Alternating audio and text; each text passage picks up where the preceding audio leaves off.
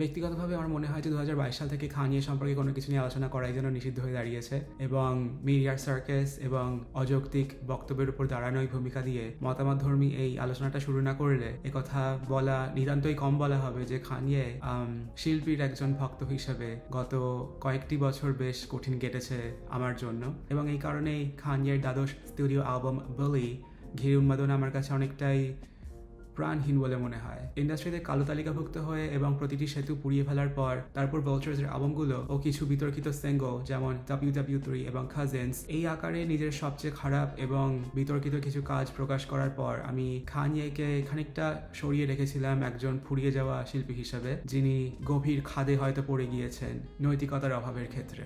আমি এই সিদ্ধান্তে পৌঁছেছিলাম যে এরপর তিনি যাই প্রকাশ করুন না কেন সেটা আমার চেনা খানিয়ের প্রতিনিধিত্ব আর করবে না, এবং যে শিল্পীকে আমি একসময় শ্রদ্ধা করতাম তিনি পূর্বসত্তার একটা ছায়া মাত্র।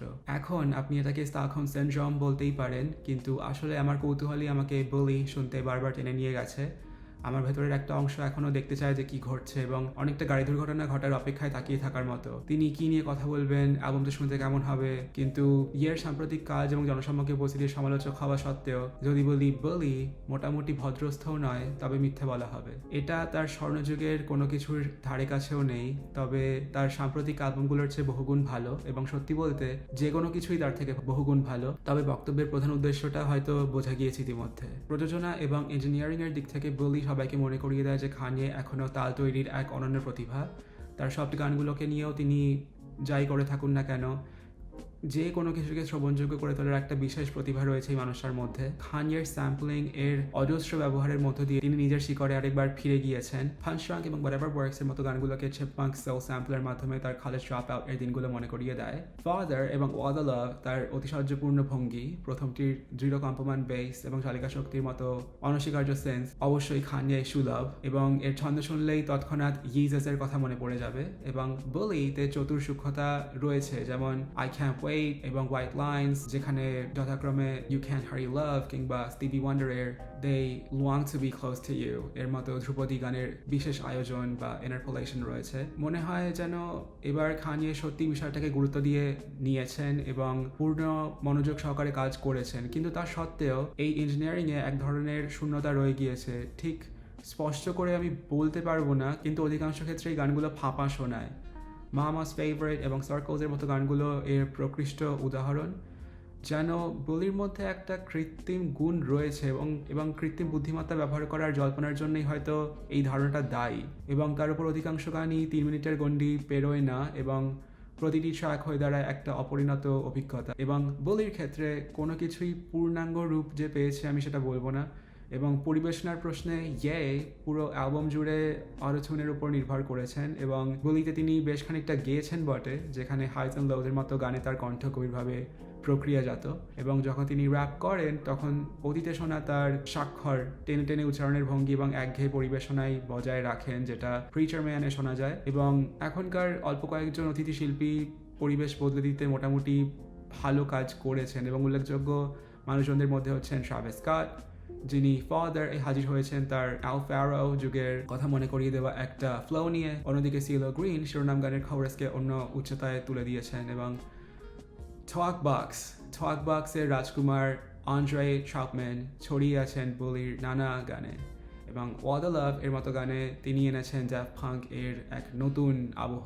এবং বলিতে এমন অনেক প্রশ্নবিদ্ধ সিদ্ধান্ত রয়েছে যেটা আমাকে খানিকটা মাথা চুলকাতে বাধ্য করেছে, যেমন পেজো প্লুমার সঙ্গে সহযোগিতায় তিনি লাস্ট ব্রেথ গানটা তৈরি করেছেন, যেখানে খানিয়ে স্প্যানিশ ভাষায় র্যাপ করছেন, অথচ তার পংক্তিগুলো এতটাই আরোপিত শোনায় যে ব্যাড বানির মিয়া এর কথা মনে পড়ে যায়, যেটা ড্রেক এর পরিবেশনায় তৈরি হয়েছিল। এবং গীতিকথার দিক থেকে খানিয়ের অধিকাংশ সাম্প্রতিক কাজের মতো এই বলির ক্ষেত্রে কেবলই আমি খুঁজে পেয়েছি চাকচিক্য সারবস্তুহীন একটা বিষয়, এবং গুটি কয়েক সুন্দর মুহূর্ত বাদ দিলে গান লেখায় এমন এক আলস্য রয়েছে যেটা অ্যালবামের অন্যথায় ভদ্রস্ত প্রোডাকশনের সঙ্গে বিশাল বড় একটা সংঘর্ষ তৈরি করে। সূচনার গান খানিয়ে তুলে ধরেছেন সাম্প্রতিককালের মিডিয়া তাকে কিভাবে দেখছে, এবং তিনি ব্যবহার করেছেন এই পংক্তিটি, the hero became the villain now. এবং ফাদার তিনি শ্রোতাদের আশ্বস্ত করেন যে তারা দেখছেন নতুন তাকে, যিনি পুনরায় প্রাণ ফিরে পেয়েছেন। এবং এই ধারা ওয়াজ আলাপের ক্ষেত্রে অব্যাহত থাকে, যেখানে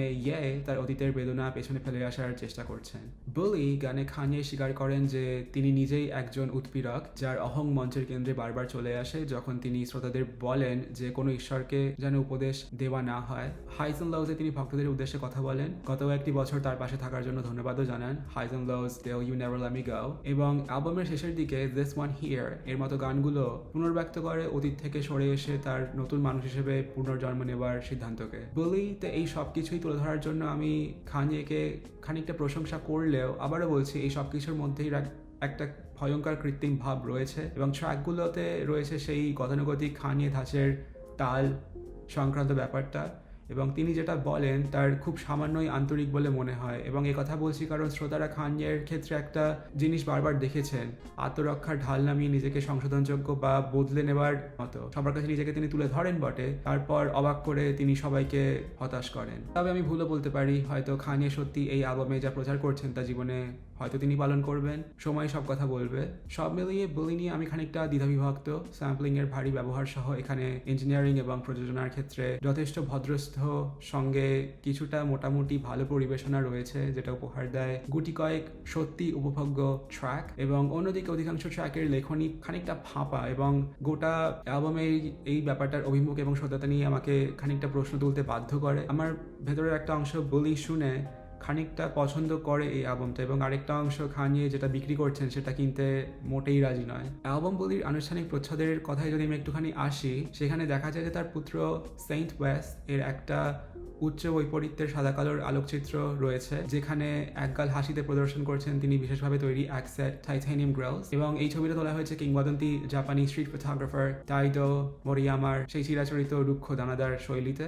এবং কিছু ব্যক্তিগত খবরের প্রসঙ্গে ব্রিটিশ যুক্তরাজ্যে তার ভ্রমণ অনুমতি প্রত্যাহারের ফলে ওয়ার্ল্ডস ফেস্টিভ্যাল বাতিল হয়ে যায়, এবং ইটালি, পোল্যান্ড এবং সুইজারল্যান্ড এই ব্যাপারের স্টেডিয়ামের তারিখগুলো প্রত্যাহার বা বাতিল করা হয়েছে। তবে টার্কি, নেদারল্যান্ডস এবং জর্জিয়ার মতন জায়গাগুলোতে যথারীতিভাবে অনুষ্ঠিত হয়েছে। এবং অন্যদিকে নর্থ আমেরিকার ক্ষেত্রে রড ওয়েভ এবছর অ্যারিনা জুড়ে জং লক ডাউন টোর নিয়ে আবার এগোতে চলেছেন তার সফরে। এবং 25 তারিখের এই সফর শুরু হবে ফিলাডেলফিয়ার এক্স ইনফিনিটি মোবো অ্যারিনাতে, যেটাতে আসন সংখ্যা প্রায় 21,000-এর কাছাকাছি।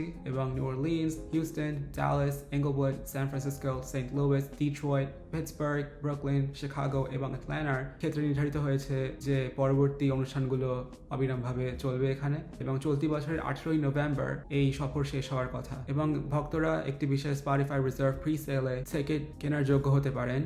এই কর্মসূচিতে অংশগ্রহণকারী প্রথম শিল্পীদের একজন হচ্ছেন রড ওয়েভ, এবং টিকিট বিক্রির মন্দার মধ্যে কনসার্টটির পৃষ্ঠপোষকতায় ইহুদি বিদ্বেষ মন্তব্যের জন্য পরিচিত এই র্যাপার পারফর্ম করতে চলেছেন বিশেষভাবে নির্মিত এক ভেন্যুতে। এবং এই সপ্তাহের শনিবার কনসার্টের জন্য অর্থ সহায়তায় ঘোষণা দেওয়ার পর আলবেনিয়ার প্রধানমন্ত্রী এরিক রামা পড়েছেন দেশটির বিরোধী নেতৃবৃন্দ এবং শিল্প জগতের মানুষের সমালোচনার মুখে। এবং এই ঘোষণাটা এসেছে এমন একটা সময় যখন রামার পদত্যাগের দাবিতে প্রতিদিনের বিক্ষোভ আমরা দেখতে পাচ্ছি আলবেনিয়াতে, যার সূত্রপাত ঘটেছিল দেশটির দক্ষিণাঞ্চলে ইউএস প্রেসিডেন্ট ডোনাল্ড ট্রাম্প এর পরিবারের সঙ্গে সংশ্লিষ্ট একটা পরিকল্পিত রিসর্টকে কেন্দ্র করে। এবং এটা বেশ অনেক দূর গড়িয়েছে দ্বিতীয় মাসে।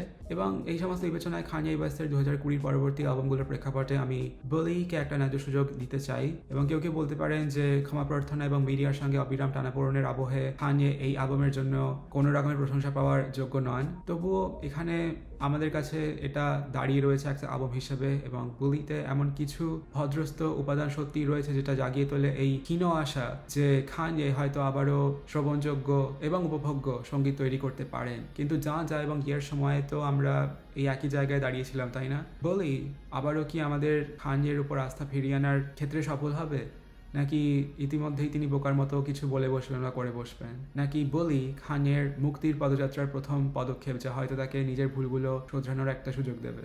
এই মুহূর্তে কে বা কোন বস্তু খানিয়েকে সরাসরি ওয়েক আপ মিস্টার ওয়েস্ট বলবে সেটা কেউ জানে না।